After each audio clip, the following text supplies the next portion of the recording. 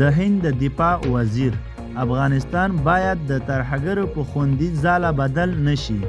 سلام، ستړي مشئ، زموږ یوټیوب چینل ته په خیر راغلاست.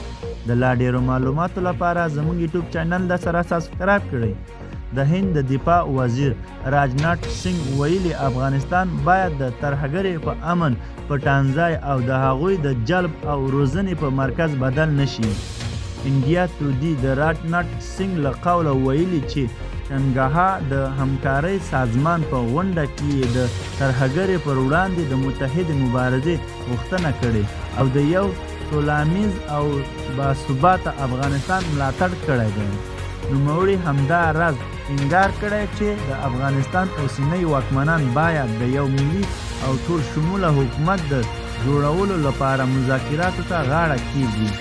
هغه دې ته اندېښنه ښودلې چې اوس مهال په افغانستان کې د ترهګرو ډلې د فعالولو په حال کې دي. دا په داسې حال کې ده چې د افغانستان په ځینو سیمو کې د القاعده شبکې او د داعش خراساني څانګې د فعالیدو په اړه ګنګوسې ډېرې شوې دي. خو د طالبانو د حکومت د بیا په افغانستان کې د ترهګرو د ډلو شتون بار بار رد کړی او په دې برخه کې د سیمې او نړۍ اندېښنې بې ځایه بللې دي. دا و زموږ د دې خبرونه، تر بیا ښې چارې.